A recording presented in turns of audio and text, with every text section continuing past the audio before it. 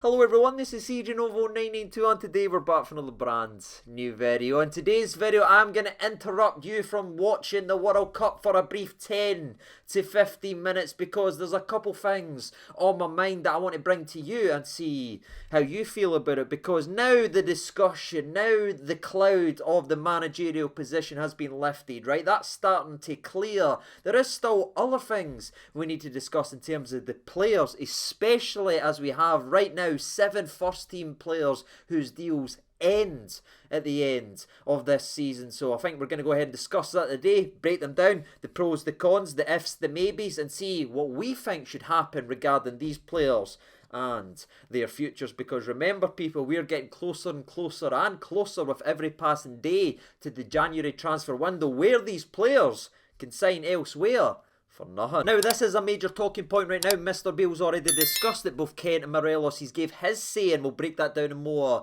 in today's video as well. But there is still other names there to discuss. So without any further ado, let's just dive into it and talk about Rangers things. And I think we'll start off with maybe the more obvious ones, maybe the elder statesmen. Apologies lads for having to say that, but the ones that I don't think we'll have too much conversation points about then, shall we? Because we'll start off with one of my favourite all-time players that's ever existed, and that is none other than Alan McGregor, who is now the sprite age of 40 years old. He was given a 1-year extension at the end of last season, and again I will sit and look you dead in the eye and argue that he was given his farewell last season by the previous manager Giovanni before a deal was struck, maybe with Ross Wilson, the club, whatever, to resign. And it looked like he was going to be maybe a number 2 and kind of just help monitor and mentor the other goalkeepers and that at the football club. But John McLaughlin obviously had that horrific game versus Celtic and he's dropped off a cliff after that truly bad performance. And Alan McGregor has now got to the stage where he has played a total of 15 games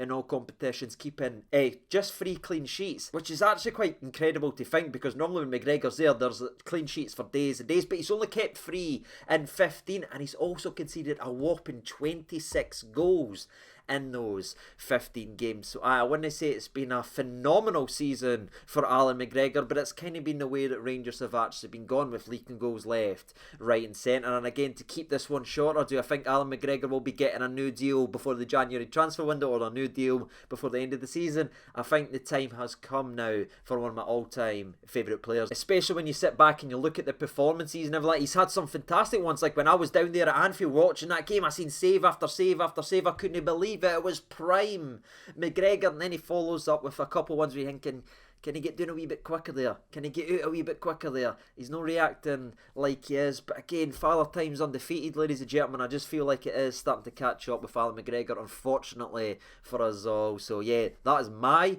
opinion on McGregor. And if you are watching today's video, I'd love to know what you think, if we should renew or release. That'd be great in the comment section. So that is McGregor, and again, one of my all-time favourite players. Let's move on to another one who's up there for me, and that is my hero, Stephen Davis, my lovely Stephen Davis. One of the few players that, if you remember at the end of last season, I said should be given a new deal. It wasn't McGregor, it wasn't the next guy, it was Stephen Davis, because I thought he'd be the type of mentor this midfield would need, because we had a lot of young players like a McCann, like a Lowry coming in, and then we started signing like the Tillmans. I said, right, Davis is good in that dressing because he's got the experience, and I thought that role would be benefiting him, and when he would come on the park he would just be the Stephen Davis consistent. But it's the latter there that's not really been happening. And again, this doesn't make me feel very nice, and I didn't want to be saying this, people, but when he has came on this part this season, for me there has been a significant drop off in quality. Don't know if you agree with that, especially in European football.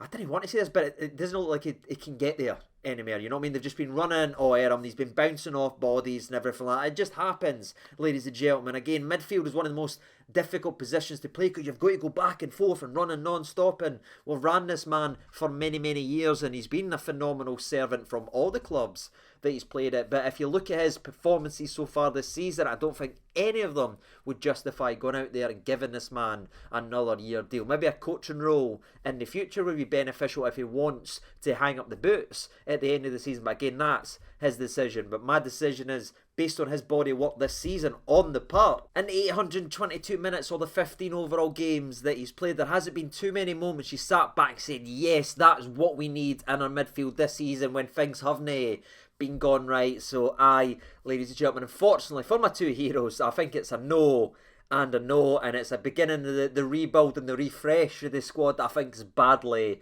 needed with the two players moving on at the end of the season. And that leads us to the last of the golden trio, the golden oldies, as I like to call him, although I wouldn't say this to his face because he did chase me down the corridor last time I was at Auchenhowie. And he just kind of stared, if I'm honest with you, and then we had a wee bit of laugh and took a couple of digs at me for having digs at him. But it's what it happens, people, right? I've got to tell the truth right here, and I think they respect that. It is none other than Scotty saluting Arfield, who again is now the young age of 34 years old. And if I'm honest with you, the way Arfield started the season off, I really had egg on my face. I thought he was brilliant versus Livingston when he came on, and very important to change that game around. And he has scored some impressive goals so far this season, because the man has got 5 goals in 23 games this year. That on in itself is a good little thing to see from Scotty Arfield, especially considering he doesn't start all the time, including one of those goals being our first goal in the Champions League for 12 years, didn't he? People, right? Let's just leave it at that high point. We didn't need to discuss the actual game. But regarding Scotty Arfield, I've always had the same impression, or I have had for the last 6 months to a year. I think Scotty's much more beneficial coming off the bench than when he's actually starting a game. When he's starting a game, I feel like he sometimes gets lost in the shuffle. But when he comes on versus tiring defenders with his clever runs and his clever movement, it usually creates something. And for me, his best performances this season has been off the bench. The most forgettable ones are all the times that he actually starts. So this one I feel like could be very interesting to see where you're sitting with this one. Do you give him another year deal, or do you actually move on? I can actually see pros and cons for both of this, because again, he's still got the eye for the goal, he's still got the ability to change a game late on. But for me, in terms of reinventing the squad and injecting freshness into the squad, I don't think Scotty Arfield being a starter in this Rangers team is where we want to be at the start of next season and going forward under Michael Beale's reign. What about you? Let me know your thoughts and opinions or not, as we're so far free in terms of no's. And again, I'm sorry. So that's the 3 players that was re-signed at the end of last season. They're ones that's pretty obvious to think all of us. Well, here's a name that I don't think many people were actually talking about, even though I have mentioned it in a couple of videos. So if you're a channel legend, you'll probably know where I'm going with this. But I want to talk about Big Phil Hollander, because his deal is up at the end of the season, and nobody, and I mean nobody, is actually talking about Phil Hollander's time at the club is almost up, and will we actually see him kick a ball again before his deal is done? Now, Big Phil ended up having a very, very serious injury. I mean, he was on rock solid. He was playing the best football of his life. This is how cruel football can be. Not only was a mainstay in the Rangers side, his pretty much last touch was scoring a goal versus Celtic to beat them when Gerrard and Co was in their slippers in their house. That was to put us consistently at the top. That was pretty much his last kick in a Rangers shirt. And then he went with Sweden and everything like that, who had just broke into the first team, where if you pay attention to any of the international recaps, that wasn't always the case. He was normally the bench guy, but now he was starting to be a focal point in the first team for Sweden, which was a massive dream.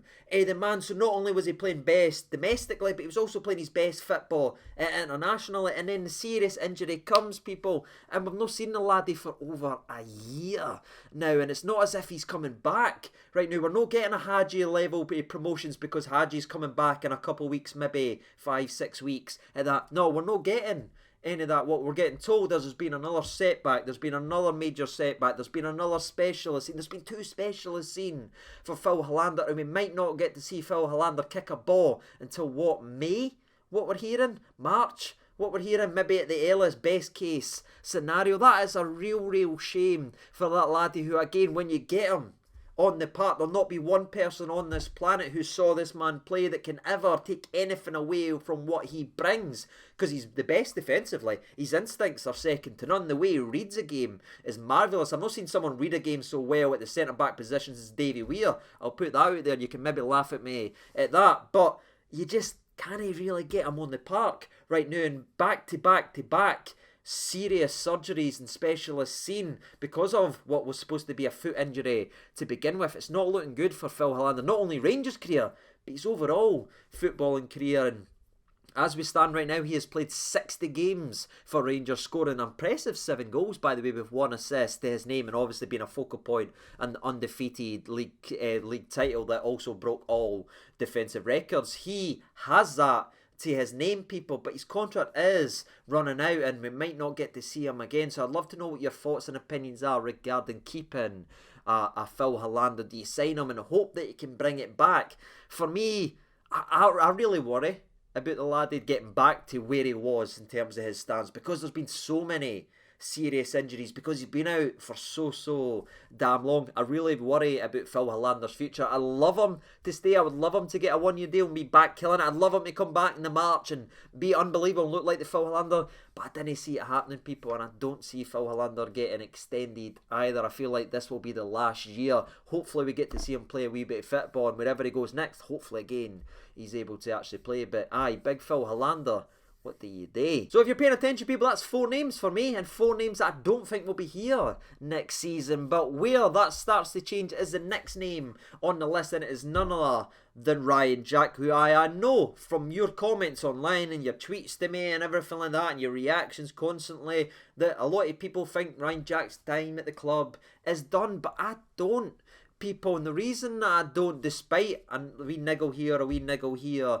and everything like that, is because I still haven't seen a midfielder bring what Jacko can bring to this Rangers side. Because we're all frustrated with how badly the team's played recently and everything like that, but you can't ever look at Rangers side with Jacko in it and sit back and say it looks better without the man in it. It just brings something to the Rangers team that no other midfielder can bring, and it's really frustrating that we can't get him on the park consistently enough, because again, when Jacko's on there, we're a different animal completely. But he has been really unlucky for the last year and a bit, and these are human beings, people. These are feelings. It's no football manager, you know. I mean, people seem to have this idea with players when they get injured, oh, they're loving life, they're earning all this money, they're enjoying it, they've got nothing to do. No, they want to be training, they want to be working. You talk about the mental grind. If you imagine being a football player, well, what you do best is play football and you can't do it. People, imagine what that does to the psyche. So I think people need to show a wee bit more compassion when it comes to that type of things. Not only for like Jacko or anything like that, but just other players elsewhere when they mock and they laugh and they take digs to them. It must be absolute hell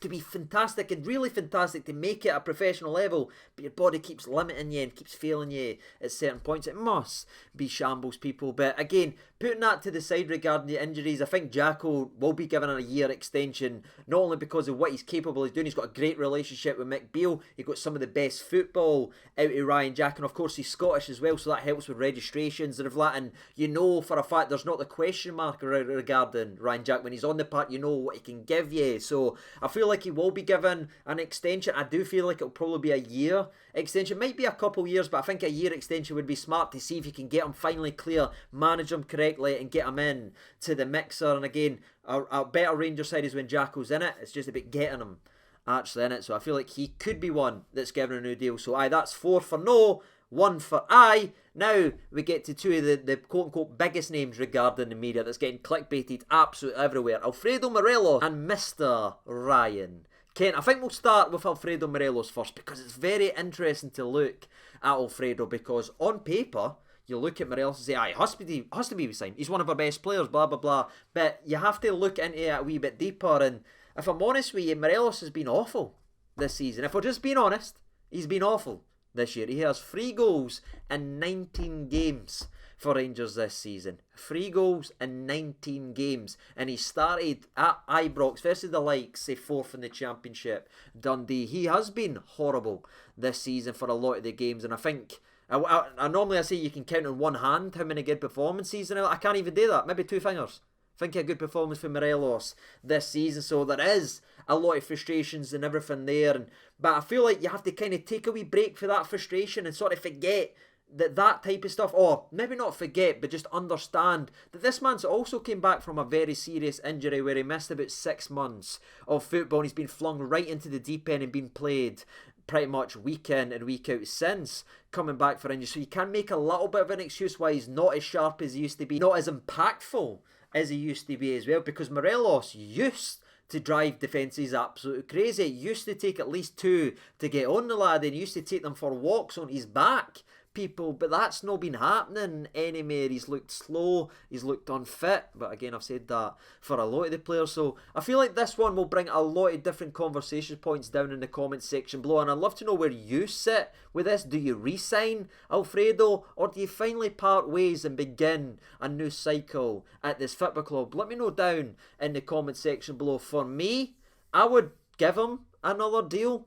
but the only reason I'd be giving him a new deal is to protect the value at the football club, so you can potentially get something in the summer if you eventually want to move him on. That's what I would do, ladies and gentlemen. I do feel like, and I know this is going to get me a lot of crap and everything like that, I do feel like we've maybe reached the point right now, but again, we don't know. It's only halfway in the season. There's a new manager in who will get him fit again. There won't be any lethargic going on or lethargic training anymore. All we're hearing is intense training and double sessions. We could get to see Morelos back to his very best, and we could be having a completely different conversation, but as it stands right now, it feels like there maybe should be a part in. But again, I wouldn't be letting him walk out the door for free. I'd be protecting that value either way. Give him a new deal, and you either get Morelos back to his best in the second half of the season where his stock will rise, or at the end of the season, if it's still the same poor standard as it is, at least you have a little bit of leeway to make some money back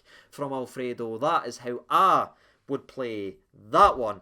And fingers crossed we get Morelos back to his best. If there's any coaching intensity and everything like that can, it will be the current regiment we have now in place. Please, Alfredo, let's get back to Dane Hings. And speaking of Dane Hings, let's get to the last player on the old list, and it is none other than Ryan Kent. A mercurial talent. Mercurial? Is that the right word? I don't know.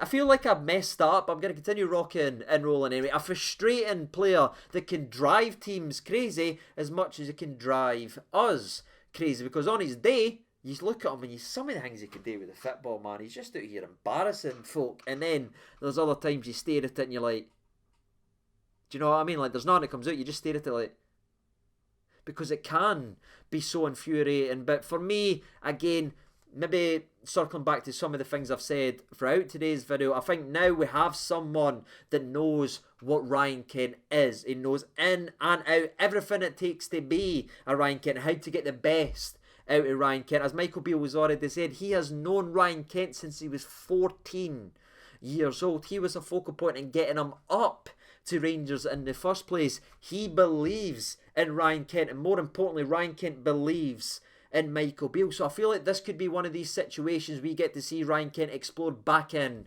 to who he can be as that maybe wide player that can drift in as the central 10 and create havoc, because that's what he was doing under the previous regiment. We've heard from Jermaine Defoe's fantastic interview. It was Michael Beale who brought it to Gerrard and said, Morelos is injured, let's play Defoe and let's have Kent and let's have two inside number 10s to make it a wee bit more difficult for the opposition and help the striker out. It was his decision that made that. So when you put it all on paper, people, we should see the best out of Ryan Kent over the next 6 months. There is and I won't sit here and make excuses anymore, because I know I do it all the time, and you slam me and you mock me and you take digs at me constantly for defending him. But for the next 6 months, he has no excuses. He has no reason not to be the Ryan Kent we know he can be. He's going to have a formation that's set up for him. It's going to be the inward number 10, so he's going to have the freedom to come forward. We've heard from Michael Beale's interviews and everything like that. We've heard from Lundstrom's interviews. We've heard from Stephen Davis's interviews.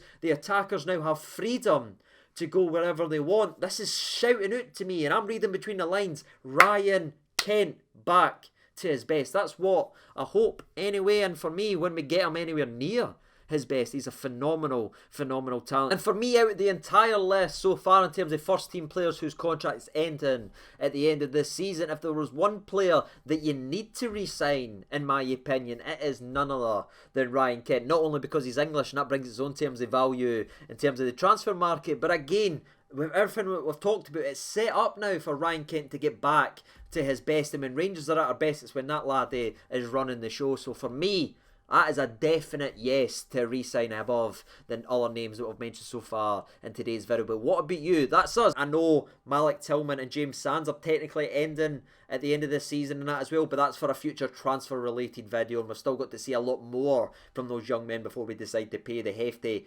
permanent fees that would take to keep them at the club. So that is it, ladies and gentlemen. I think there is 5 names right there on the list that can be moved on so far this season, at the end of this season, I should say. What about you? Let me know your thoughts and opinions down there in the comment section below. And as always, I've been CJ over 92. Thank you so much for watching. All the best, and bye-bye.